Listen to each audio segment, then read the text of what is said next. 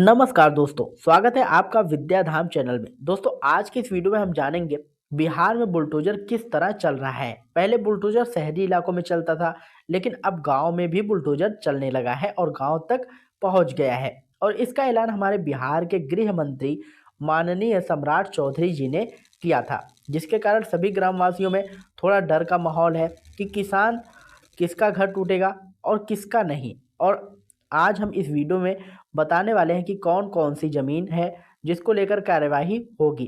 करीब 10 प्रकार की जमीन को चिन्हित किया गया है, जिसमें ऐसे घर, मकान या दुकान शामिल है जो बिना अनुमति या बिना बंदोबस्ती के बने हैं। बिहार में अभी भूमि सर्वे चल रहा है और सर्वे के दौरान जितनी भी अतिक्रमण युक्त जमीन मिलेगी उसे खाली करवाना जरूरी है। पहले भी सर्वे हुआ था और सरकारी जमीन पे दखल कब्जा दर्ज किया गया था, लेकिन आज अगर वही जमीन फिर से देखी जाए तो वही कॉलम फिर से भरा जा सकता है कि यह जमीन किसी का है जबकि वह सरकारी है।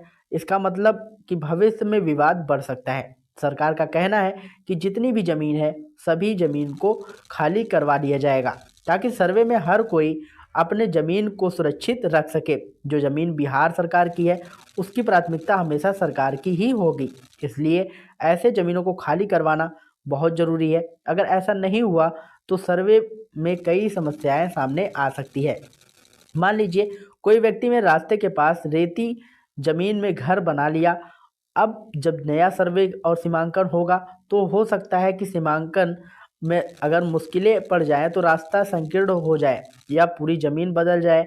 इसलिए सर्वे और सरकारी ज़मीन को खाली करवाना बहुत ज़रूरी है। अब जानते हैं कि कौन कौन सी 10 प्रकार की ज़मीन है जिसमें सरकार खाली करवा सकती है। इस वीडियो में हम जानेंगे सबसे पहले कौन कौन सी ज़मीनें पे बुलडोजर चलेगा और कौन सी ज़मीनों पर बिना नोटिस बुलडोजर नहीं चल सकता, और गांव में अतिक्रमण हटाने का कानून आधार क्या है। तो इसके लिए हम बताएंगे कि बुलडोजर कब गैर कानूनी रूप से चलता है और इसकी प्रक्रिया क्या है। तो सबसे पहले जान लेते हैं कि बुलडोजर चलने से पहले प्रशासन क्या प्रक्रिया अपनाता है।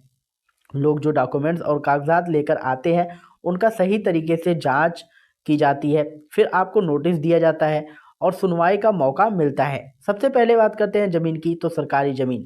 दोस्तों, अगर आपकी सरकारी ज़मीन है तो हो जाइए सावधान, क्योंकि इसमें सरकारी खाता में दर्ज प्लाट शामिल है। अगर कोई बिना नोटिस या बिना लीज के घर, दुकान, बाउंड्री बना लेता है तो सरकार उसे आसानी से तोड़ सकती है। बात करते हैं दूसरे ज़मीन की, तो वो है गैर मजरूआ भूमि। ऐसी भूमि जो सार्वजनिक उपयोग के लिए होती है, जैसे सड़क, खेल का मैदान, तालाब।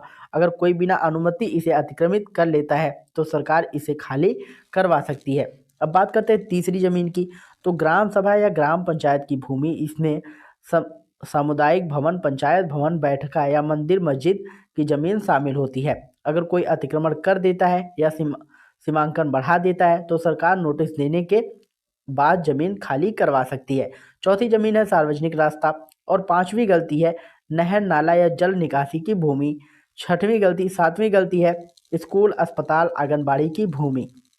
आठवीं गलती है कब्रिस्तान, शमशान, यानी कि यहाँ कई लोग अतिक्रमण कर लेते हैं लेकिन सरकार इसे खाली करवा सकती है। नौवीं क्या है, तो नौवीं है जमीन है रेलवे, बिजली, जल संसाधन और वन विभाग की भूमि। यहाँ अतिक्रमण होने पर सरकार कार्यवाही करती है। अंत में, यदि आपने जमीन अतिक्रमित की है तो राजस्व अधिकारी या संबंधित अधिकारी जांच करते हैं। इसके बाद नोटिस दिया जाता है और सुनवाई का मौका मिलता है। यदि जमीन लीगल नहीं है तो अंतिम नोटिस देने के बाद बुलडोजर कार्यवाही कर रुक सकता है। इसलिए सभी लोग अपने जीवन के कागजात सुरक्षित रखें ताकि भविष्य में कोई विवाद हो तो आप उन्हें दिखा सकें। अब बात करते हैं दोस्तों, अगर आप लोगों को ये वीडियो पसंद आया तो वीडियो को लाइक करिएगा, शेयर करिएगा, और यदि चैनल पर पहली बार आए हो तो चैनल को सब्सक्राइब करके बेल आइकन जरूर दबाइएगा। मिलते हैं नई वीडियो में नई अपडेट के साथ, तब तक के लिए जय हिंद, जय भारत।